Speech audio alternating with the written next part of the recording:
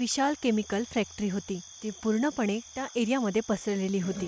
अचानक त्या मोठ्या फॅक्टरीमधून खूप त्या रात्री भयानक आवाज यायला लागले आणि फॅक्टरीच्या आतमध्ये खूप तेज धमाका होतो. अचानक एक कार जोरात त्या फॅक्टरीच्या बाहेर निघून सुनसान रस्त्यावरती धावत होती. त्या कारमध्ये अजून कोणी दुसरं नाही तर ती 22 वर्षाची सुंदर युवती अर्चना चालवत होती. तिचा चेहरा भीतीने पूर्णपणे पांढरा पडला होता. तिच्या डोळ्यामध्ये वेगळ्याच भयानक गोष्टीची घटना तिच्या डोळ्यामध्ये स्पष्ट दिसत होती.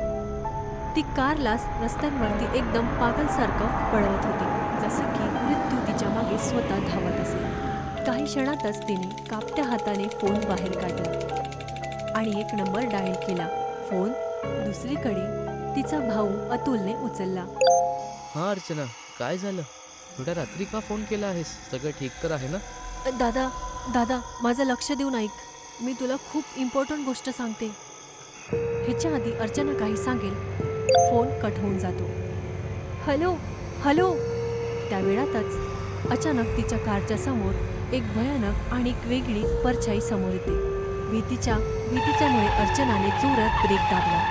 दुसऱ्या क्षणातच कार पूर्णपणे धडकली आणि जोरदार धमाका झाला आणि खूप ब्लास्ट झाला. पूर्ण कार आग आणि धुव्यामध्ये बदलून गेली. या भयानक घटनेच्या 5 वर्षानंतर रविपुरम, जो कधी भारतातला खूप मोठा प्रसिद्ध इंडस्ट्रियल एरिया होता, जो आता शांततेमध्ये खंडर बनला होता. समुद्राच्या किनाऱ्यावरती वसलेला हा शहर कधी आपल्या केमिकल फॅक्टरीसाठी खूप प्रसिद्ध होतं, जिथे हजारो मजदूर काम करायचे. लोक ह्याला रोजगारचा शहर म्हणायचे. मुलं शाळेत जायचे, संध्याकाळी बाजार खोलायचे आणि फॅक्टरीची सिटी पूर्ण शहरातलं हृदय बनलं होतं. पण 5 वर्षाआधी एक रात्र रविपुरम अचानक मृत्यू पावला. त्या फॅक्टरीमध्ये अचानक खूप मोठा विस्फोट झाला होता. सरकारी रिपोर्टमध्ये टॉक्सिक गॅस लिकेज बोललं गेलं. शेकडो मजदूर फॅक्टरीच्या आतमध्येच राहिले. काही जणांचा तर मृत्यू झाला होता तर काही जण गायब झाले होते. त्यानंतर पूर्ण शहरातून लोकांचे गायब होण्याची खबरे बाहेर यायला लागली. सरकारने या इलाकेला रिस्ट्रिक्टेड झोन असं घोषित केलं होतं. कोणीही आतमध्ये नव्हतं जाऊ शकत. कोणीही प्रश्न नाही विचारू शकत होतं. रविपुरम आता एक जहरीला भूतिया शहर बनलं होतं. दिल्लीच्या फ्रेंड्स कॉलनीमध्ये अतुल संध्याकाळी दमून आपल्या घरी कसं तरी परत येतो. घराच्या आतमध्ये पाय ठेवताच त्याची नजर आपली बहीण अर्चनाच्या फोटोवरती जाते. अतुल हळूहळू त्या फोटोजवळ जातो. जग तुझ्याबद्दल काही पण बोलू अर्चना, पण माझं मन आता पण मानायला तयार नाही आहे की तू या संसारात नाही आहे. मला विश्वास आहे की तू मला एक दिवस नक्की भेटशील. एवढं बोलताच त्याच्या डोळ्यातनं अश्रू बाहेर येतात. अतुल चुपचाप स्वयंपाकघरात जातो आणि स्वतः जेवण बनवून खायला लागला. काही वेळानंतर तो आपल्या बेडरूममध्ये जातो, झोपायचा प्रयत्न करतो आणि थोड्या वेळातच तो गहिऱ्या झोपेत जातो. अतुलला झोपून थोडी वेळ झालाच होता की त्याने स्वतःला त्या फॅक्टरीमध्ये उभं बघितलं. चारीकडे खूप अंधार होता आणि हवेमध्ये जहरीला गंध पसरलेला होता. भिंतींवरून घसरत केमिकल जमिनीवरती पडत होता. हे काय? मी तर झोपलो होतो, मग मी इथे कसं आलो? तेव्हाच त्याच्या कानामध्ये एक ओळखीचा आवाज येतो. दादा, मी तुझ्या मागे आहे. अतुल तसाच मागे फिरतो. त्याने आपल्या बहिणीला बघितलं, पण ती अर्चना नव्हती जिला तो ओळखत होता. तिचे डोळे सडलेले होते, तिची त्वचा सडलेली होती. तुला काय झालं आहे? दादा, मी इथे फसून गेली आहे. मला बाहेर काढ. ते मला नाही सोडत आहेत.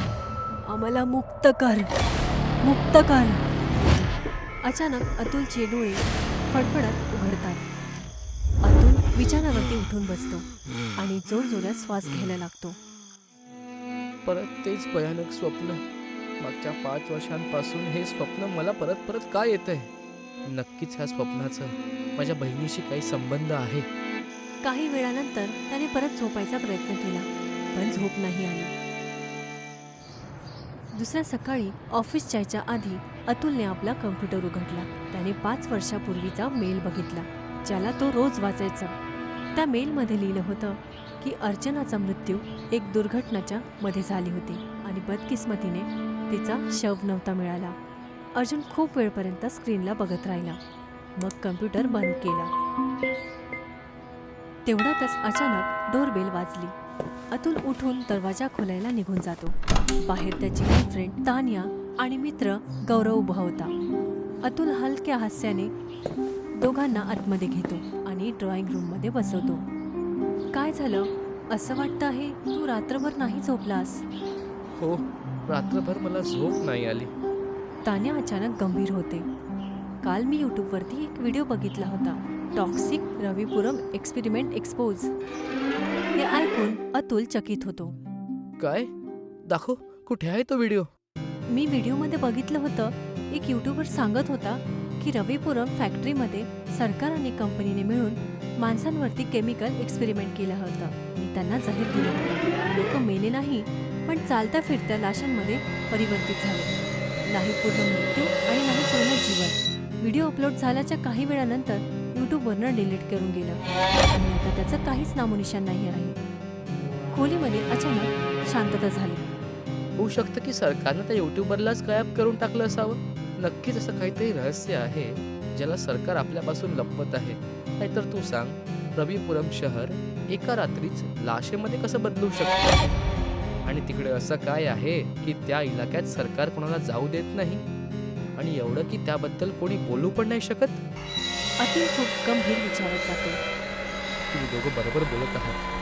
नक्कीच तिथं काहीतरी रहस्य आहे. मी तर फक्त त्या रात्रीला पोचतो जेव्हा माझी बहीण अर्चना फार्मास्टेक कंपनीमध्ये काम करायला गेली होती आणि मी तिला याची परवानगी दिली होती. मग एक दिवशी कंपनीने तिला रविपुरम फॅक्टरीमध्ये कुठल्या स्पेशल प्रोजेक्टसाठी पाठवलं आणि त्यानंतर ती कधीच घरी नाही आली. बस कंपनीने एक औपचारिक मेल पाठवला की अर्चनाची मृत्यू एका दुर्घटनेत झाली आहे आणि कुठलं शव नाही मिळालं आणि फाईल बंद करण्यात आली. पण अर्चनाच्या गायब व्हायचा मेल यायच्या काही दिवसाआधी रात्रीच्या वेळेस अर्चनाने मला फोन केला होता आणि फोनवर ती खूप घाबरलेली होती आणि तिने फक्त एवढं म्हटलं की तिला मला काहीतरी खूप महत्त्वाचं सांगायचं आहे. आणि मग त्यानंतर कॉल डिस्कनेक्ट झाला. मी परत फोन लावायचा प्रयत्न केला पण फोन नाही लागला तिचा आणि त्यानंतर अर्चनाच्या मृत्यूची खबर मला मिळाली. गौरव काही वेळपर्यंत शांत होता आणि बोलतो, एवढ्या लोकांचं अचानक गायब होणं, व्हिडिओ न दिसणं, माझ्या गोष्टीवर विश्वास ठेवतून मला वाटतं की हे सगळे ॲक्सिडेंट नाही आहे. हा एक असा कडवा रहस्य आहे जो आपल्यापासून लपवला गेला आहे. अतुलने तान्याकडे बघितलं. आता मला तुमच्या दोघांच्या गोष्टीमध्ये खरं दिसू लागलं आहे. कारण जेव्हापासून माझी बहीण अर्चना अदृश्य झाली आहे तेव्हापासून मला एकच स्वप्न येतं. एवढं बोलून अतुल आपल्या स्वप्नाबद्दल दोघांनाही बोलताना बोलतो, आणि स्वप्नात अर्चना मला हेच म्हणत असते, आम्हाला मुक्त कर, आम्हाला मुक्त कर. खोलीमध्ये काही वेळपर्यंत भीतीदायक शांतता झाली. तान्या खूप विचारात गेली. मला असं वाटतं की आपल्या तिघांनाही तिथे जायला पाहिजे. गौरव चकित होतो. पण तिथे जाणं तर मना आहे ना? माहिती आहे, त्यासाठी आपल्या तिघांनाही चुपचाप जायला पाहिजे. जर आपण प्रयत्न केला तर आपण सफल होऊ शकतो. तू योग्य बोलत आहेस. ती जागा सरकारने सील केली आहे, पण तिथे जायचे अजून पण मार्ग आहेत. अतुल मॅप काढतो. मागच्या 5 वर्षांपासून मी हाच विचार करत होतो, पण तिकडे जायची हिंमत मला होत नव्हती. पण जर माझे दोघं मित्र माझ्यासोबत आहे तर मग मला काय चिंता आहे? गौरवच्या डोळ्यामध्ये भीती दिसते. गोष्ट तर बरोबर आहे, पण मी हे पण ऐकलं आहे की त्या घटनेनंतर तिथनं जाणाऱ्या आम नागरिक पण गायब होऊन गेले होते आणि त्या घटनेनंतरच त्या रोडला पण सील करण्यात आलं आणि त्याला इन्फेक्टेड टॉक्सिक झोन घोषित करण्यात आलं. नक्कीच कुठला गहरा आणि मोठा रहस्य आहे. आपण जायला हवं. मला वाटतं की आता वेळ आली आहे हे जाणायचा की नक्की त्या शहरासोबत आणि माझ्या बहिणीसोबत काय झालं होतं. काही वेळातच तिघांचाही प्लॅन बनतो. दुसऱ्या दिवशी तिघही जण तयार होऊन आपल्या कारमध्ये बसून रविपुरमच्या रस्त्याने निघून जातात. त्या जहरील्या शहरात ज्यामधून कोणतीच घटना जिवंतपणे बाहेर पडली नव्हती. काही तासांची यात्रा केल्यानंतर अचानक अतुलने आपली कार जंगलच्या मधोमध थांबवली. चारीकडे खूप जास्त शांतता होती आणि झाडांच्या मधोमध एक वेगळीच थंडी हवा येत होती. काय झालं? तू कार का थांबवलीस? याच्या समोर आपल्याला पैदलच जावं लागेल. जर आपण कार घेऊन समोर गेलो तर आपल्याला पोलीस थांबवून घेतील. अतुलने मॅप काढला. मॅपच्या अनुसार ह्या जंगलातून होऊन आपण पैदल काहीच तासांमध्ये रविपुरम पोहोचू शकतो. ठीक आहे, चला जाऊया. तिघही जण जंगलाच्या आतमध्ये हळूहळू जायला लागले. काही तासानंतर ते तिघही जण रविपुरममध्ये पोचले. पूर्ण शहर विरान पडलं होतं. घराच्या बाहेर कपडे लटकलेले होते, जसं की लोक अचानक सर्व काही सोडून गायब झाले असतील. हे बघ, घराच्या बाहेर कपडे लटकलेले आहेत. असं वाटतंय की जीवन अचानक थांबलं असेल. चल समोर जाऊया. फिरता फिरता ते तिघं एका शांत घरामध्ये जाऊन पोचतात. आतमध्ये जातात. एक सडलेला वास त्यांच्या नाकामध्ये येतो. ओ माय गॉड, तिथे खूप भयंकर वास येतोय. गौरवची नजर समोर ठेवलेल्या सडलेल्या जेवणावर जाते. तान्या, जरा तिकडे बघ. तिकडे जेवण पडलं आहे. असं वाटतंय कोणी इथे जेवण करत होतं आणि अचानक उठून चालला गेला. जेवण पण इथं तसंच पडलेलं आहे, फक्त सडून गेलं आहे. वास इथनंच येतोय. तेवढ्या अचानक तिघांच्या कानामध्ये एक भयानक आवाज येते. ते आवाजाला ऐकून त्यांच्या अंगावर काटे येतात. ही कशी आवाज होती? माहित नाही, ते शहर तर पूर्णपणे विरान होतं ना. दुसऱ्या क्षणातच एक दरवाजा जोरात फुटून पडला. त्या अंधाराच्या मध्ये दोन लाल चमकणारे डोळे दिसतात. ती डोळे अशी होती की जसं की एका मेलेल्या मृत्यूच्या शरीराच्या आतमध्ये जळलेली आग असेल. शेवटी हे कोण आहे? तो लाल डोळ्याचा प्राणी हळूहळू त्या तिघांच्या जवळ येतो. त्याच्या चेहऱ्यावरचा मांस जागेवरून फाटलेलं होतं. त्याच्या डोळ्यामधून रक्त बाहेर येत होतं आणि त्याचं चालणं कोणत्या मनुष्यासारखं अजिबात नव्हतं. हा तर कोणत्याही अँगलने माणूस नाही वाटत आहे.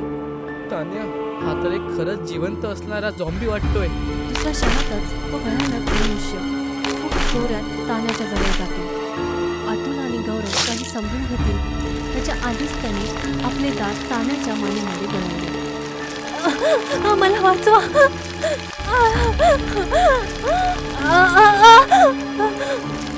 अतुल आणि गौरव त्या झोंबीसारख्या मानवाला तान्यापासून अलग करायचा प्रयत्न करायला लागले, पण त्याच्यामध्ये अमानवीय ताकद होती. त्याने एका झटक्यातच दोघांनाही हवेत उचललं आणि मागे फेकलं. तान्या ओरडत ओरडतच आपला जीव सोडतो. अतुलच्या डोळ्यातनं अश्रू व्हायला लागले. तान्या मेली आहे. अतुल, जर आपला जीव वाचवायचा आहे तर इथून धाव. मला वाटतं हा झॉम्बी हा शहरात एकटा नाही आहे. होऊ शकतं रविपुरम मध्ये ह्याच्यासारखे अजून असावेत. गौरव अतुलचा हात पकडून त्याला घराच्या बाहेर खेचत घेऊन जातो. तेवढ्यातच तो झोंबीसारखा दिसणारा मानव बाहेर येतो आणि एक भयानक आवाज काढायला लागला. ती कशी आवाज काढतोय? असं वाटतंय असं हा कोणाला तरी चेतावणी देतोय, असं कोणाला बोलवत आहे. दुसऱ्या क्षणातच पूर्ण रविपुरममध्ये भयानक आवाजाचा शोर गुंजायला लागला. माझा शक बरोबर निघाला. ह्या शहरात हा झॉम्बी एकटा नाही आहे, असे खूप सारे झॉम्बी आहेत. आपल्याला इथनं पळावं लागणार. अचानक पूर्ण शहरामध्ये येणाऱ्या मोठ्या आवाजाचा आवाज अजूनच वाढला. तो आवाज जसं पूर्ण प्रत्येक गली, प्रत्येक खंडर आणि प्रत्येक बिल्डिंगमधून येत होती. गौरव घाबरतच सगळीकडे बघायला लागला. तेवढ्यातच त्याची नजर लांब असलेल्या जळलेल्या फॅक्टरीकडे जाते. आपल्याला त्या फॅक्टरीमध्ये लपावं लागेल. मला असं वाटतं की असे दिसणारे झॉम्बीज प्रत्येक जागेवरून आपल्याला बघायला येत आहेत. चल तिकडे जाऊन लपूया. गौरव आणि अतुल पूर्ण आपली ताकद लावून धावायला लागले. काही वेळातच ते फॅक्टरीच्या आतमध्ये पोहोचतात. फॅक्टरीच्या आतमध्ये पाय ठेवताच त्यांची नजर चारीकडे पडलेल्या जळलेल्या लाशांवरती जाते. पिघळलेली लाश, काळे पडलेले शरीर आणि हवेमध्ये पसरलेला मृत्यूचा दुर्गंध जागेला अजूनच भयानक बनवत होती. इथे तर जळलेला लाशांचा ढेर पडला आहे. वाटतंय हे मजदूर असतील. फॅक्टरीमध्ये आग लागल्यामुळे हे बहुतेक कधी बाहेर पडूच नाही शकले. अचानक त्या जळलेल्या लाशांमधून हालचाल व्हायला लागली. काळे पडलेली बोटं हलायला लागलीत आणि मान एकदम झटक्याने उठते आणि सडलेले डोळे उभे जातात.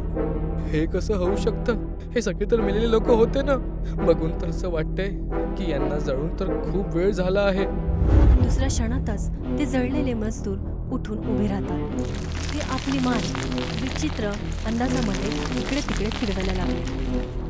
हे पण झॉम्बी बनले आहे. हे ना मेले आहेत ना जिवंत आहेत. हे झॉम्बीज आहेत. याचा अर्थ तो यूट्यूबर खरं बोलत होता. इथे नक्कीच कुठला भयानक प्रयोग चालू आहे. दुसऱ्या क्षणातच ते जळलेले मजदूर अतुल आणि गौरवकडे जायला लागले. तेवढ्यातच अचानक गौरवच्या कानामध्ये एक ओळखीचा आवाज येतो. इकडे येऊन जा, नाहीतर ते झोंबीज तुमचे पूर्ण रक्त पिऊन जातील. अतुल चकित होतो. ही तर माझ्या बहीण अर्चनाची आवाज आहे. याचा अर्थ माझा शक बरोबर होता. अर्चना जिवंत आहे. चल लवकर. आणि दोघांनीही त्या आवाजाच्या दिशेने धावायला चालू केलं. काही वेळातच ते फॅक्टरीच्या अशा कोण्यामध्ये जाऊन पोचले जिथे चारीकडे खूप शांतता होती. दुसऱ्या क्षणातच अर्चना बाहेर येते. त्याला बघताच अतुलचं शरीर कापायला लागलं. तिचा चेहरा बिलकुल तसाच होता जसं त्याने आपल्या स्वप्नात बघितलं होतं. अर्चना, हे तुला काय झालं? अर्चनाच्या डोळ्यातनं अश्रू व्हायला लागले. मी आता मनुष्य नाही आहे. माझ्या शरीरात जराही रक्त नाही तर केमिकल वाहतंय. मी आता पूर्णपणे टॉक्सिक बनली आहे. बाहेर जे मजदूर तुला भेटले त्यांच्या शरीराच्या आतमध्ये पण तोच भयानक प्रयोग केला होता. ते सर्व टॉक्सिक आहे. पण तू आमच्यावर हमला का नाही केला? आम्ही तर ऐकलंय की झॉम्बी आपलं पराया नाही ओळखत. अर्चनाच्या डोळ्यातनं अश्रू टपकत राहिले. बस हे समजून घे की माझ्या इच्छाशक्तीने मी स्वतःला झोंबीज बनण्यापासून थांबवते. पण मी जास्त वेळ स्वतःला नाही थांबवू शकत. मी कोणाचं रक्त नाही पिलं आहे. मी फक्त भावाच्या वाट पाहून स्वतःला खूप भूक ठेवलं आहे. पण आता माझी इच्छाशक्ती ही कमजोर पडत चालली आहे. अतुलच्या डोळ्यातनं अश्रू यायला लागले. पण हे सगळं झालं कसं? अर्चनाच्या डोळ्याचा क्रोध यायला लागला. जेव्हा मी इथे आली होती तेव्हा मी बघितलं की इथे खूप मोठा भयानक प्रयोग चालू होता. मला खोटं बोललं गेलं की हे एक केमिकल फॅक्टरी आहे. पण हे खरं तर एक झोंबी बनवायची फॅक्टरी होती.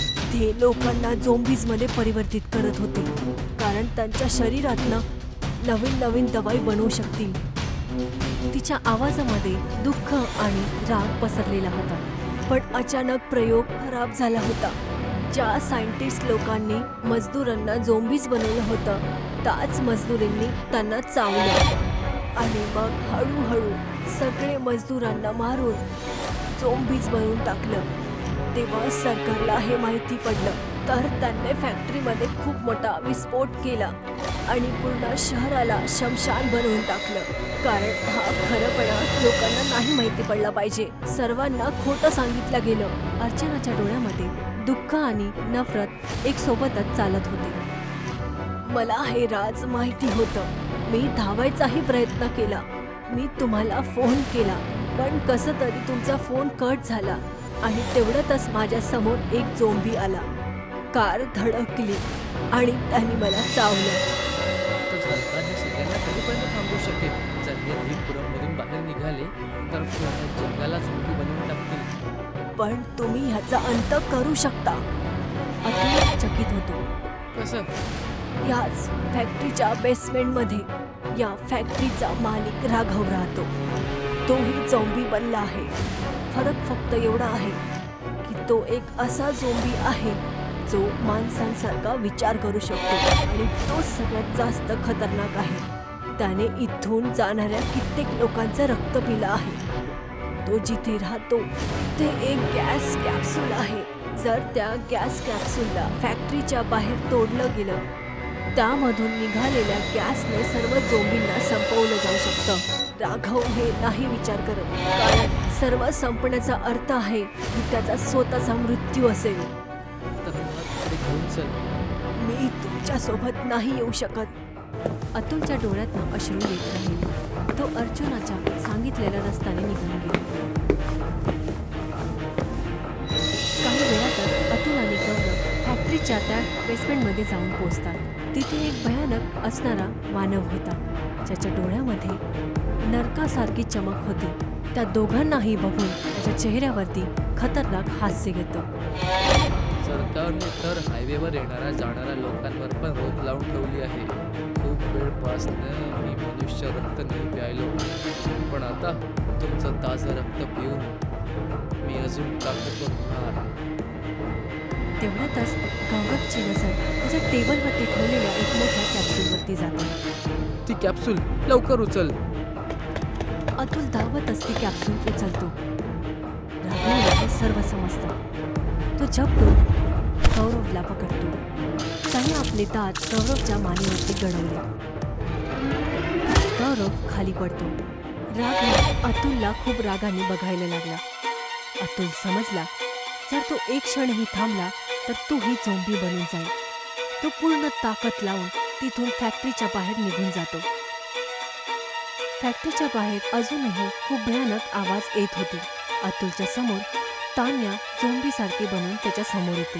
दुसरीकडे गौरवही भयानक चिन्हाने त्याच्याजवळ यायला लागला. दोघंही जण झोंबी बनले होते. अतुलचे डोळे भरून आले. तेवढ्यातच फॅक्टरीच्या जवळ त्याला अर्चना दिसली. दादा, हे दोघंही तुझे मित्र आहेत, जे आता झोंबी बनले आहेत. भावनांमध्ये नको येऊ दादा. या सर्वांचा आता अंत कर. अतुलने आपल्या हाताने गॅसची कॅप्सूल जमिनीवरती फोडली. दुसऱ्या क्षणातच जोरात धमाका झाला. काळा जहरीला धुवा सगळीकडे पसरला आणि काही क्षणातच जेवढी पण झोंबीज होती त्या लाशांमध्ये आग लागली आणि पूर्ण रविपुरम जळणारं मशानभूमी बनली. अतुल अश्रू भरलेल्या नजरेने त्या रस्त्यावरती परत चालायला लागले. ज्या रस्त्यावरती तो या जहरील्या शहरात आला होता, त्याच्या मागे आता जळणारा रविपुरम होता.